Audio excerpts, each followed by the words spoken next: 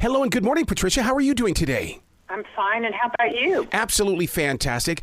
What is it like to be someone who can take their readers into the deep, dark mysteries of your paragraphs and pages, and then you get to talk about it in interviews and things, because you take us into these areas that we, as writers, can't get there, but you're so real. You're just so real. Well, you know, I try to be. I have this weird philosophy that writing is supposed to be like a clear pane of glass, that you use the writing to pass through from your reality into a different one.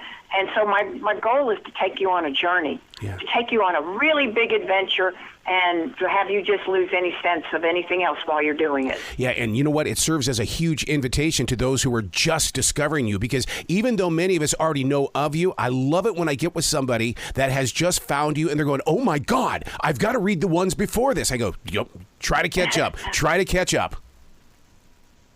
Well, the fun thing about this new one, Unnatural Depth, is that if you've not read any of them, you'll be absolutely fine. You'll know exactly what's going on and who the people are. So I always tell people that so they don't think they have to do a lot of homework first. Yeah. What's interesting about Dr. K is the fact that Dr. K evolves with the world of forensics. So many people are so afraid of modern day technology and changes, but Dr. K seems to really kind of just guide us into, yes, you can do it and make it happen. Well, she has to. I've always had her live in the very world that you and I live in. So in the 90s, she lived in the 90s. In the 2000s, it was the 2000s. I mean, now we're up in the 220s. And so she has to face the same things that we do, whether they're, civil unrest and protests in Washington or even around her office building, or technologies that could be used to do great harm. And at first, you don't understand what you're seeing. Yeah.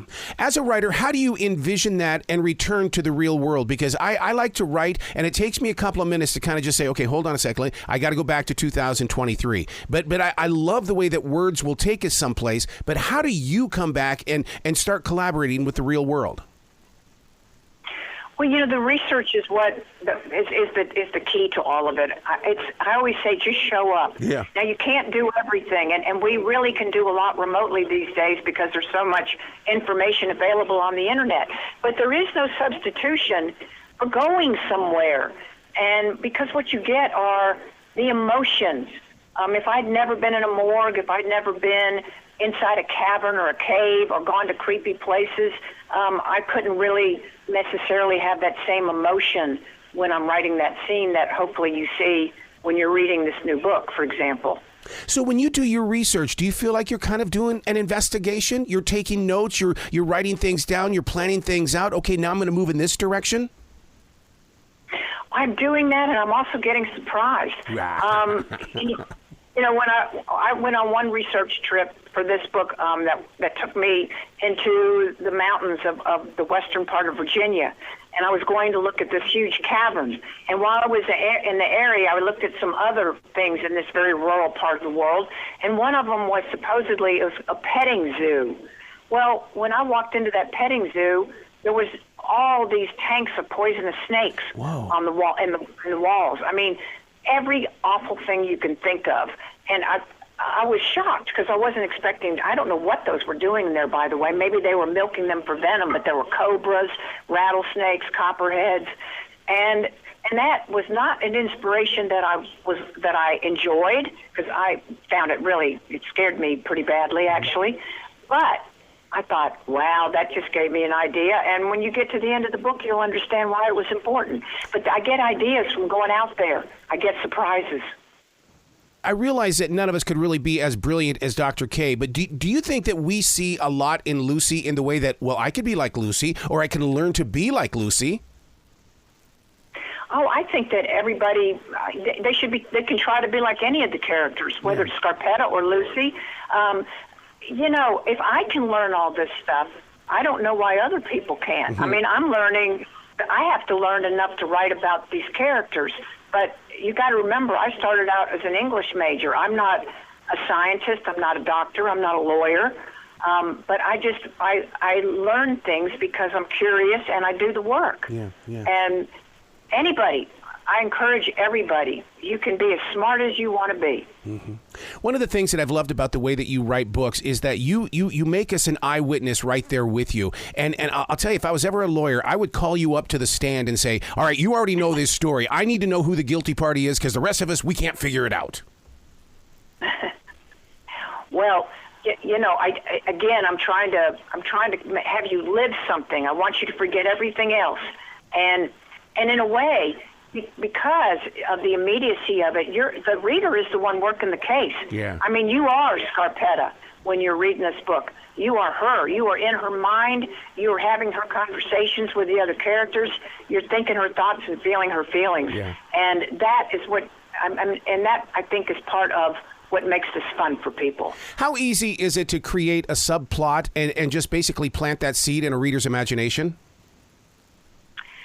Well, I think that it's not that hard if you let things come naturally. And if you think about real life, when somebody's telling you something that happened and you immediately ping off of it and you're thinking, oh, but I wonder why he really did that. And then you go, oh, and maybe it's because this is going on. And next thing you know, you've got a subplot. Yeah. So it's kind of it's human nature to think in terms of subplots. What is the enjoyment that you get out of writing? Because I like the escape, but at the same time, I also like the ability to share a story. But for you, when you get to do it as often as you do, what do you get to enjoy from it? Well, when the most immediate thing is I enjoy having written. When I have written a book, and I'm feeling good about it, that's when I have some joy. Now, while I'm doing it, most of the times it's a lot of tension because it's stressful. Mm-hmm. Writing is not easy, and there's always a part of us that don't feel like I don't know if you can relate to this, but I don't always feel like I'm in control of the process. Yep. In fact, a lot of times I don't feel like it at all. Mm-hmm. And so that is a bit nerve-wracking. And when it lands and it's alive and well, that's a wonderful feeling. And that is my favorite part. Unfortunately, it doesn't last very long because then you have to start thinking about what you're going to do next. That's it. I'm so with you on that where you don't feel like it's you, because I live in a forest here in South Charlotte, North Carolina, and there's no way that I am the author or the writer. I believe there's a spirit in this forest that is guiding me. I'm just here to receive it. Well, are you familiar with Rick Rubin? Yes, I am.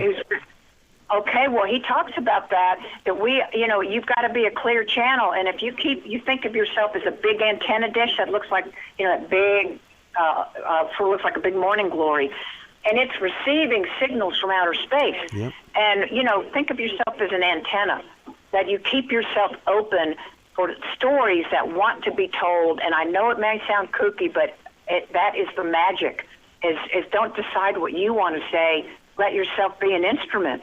And see what kind of song you play. You might be surprised. I'm just so glad that you gave us this new book for the holiday season, because people are asking, okay, what can I get you? What can I get you? Get them this book. This is what people want to read this holiday season. Well, thank you. Take Bigfoot home for Christmas. He needs to be adopted. Because I know Scarpetta will. She will have a nice place set for him at the table. See, I grew up in Montana, and I totally believe still to this day in Bigfoot. So when Bigfoot became a part of this story, I'm going, oh, my God, where was she when this was brought into her pages? Well, listen, if you talk to enough of these people that are really into it, I think Bigfoot is out there. And I think when you look for something, it looks for you back. You bet. So, that's one of the things that's fun about having Bigfoot in this book, because it's also about, don't be bigoted about other people in terms of what they believe in, because they might be right and you might be wrong. You've got to come back to this show anytime in the future. The door is always going to be open for you. I will do it, Arrow. I'd love to. Thank you. Well, you be brilliant today, okay? I'm going to try. It'll be hard after talking to you, okay, because you took all my brilliance away. No. Bye.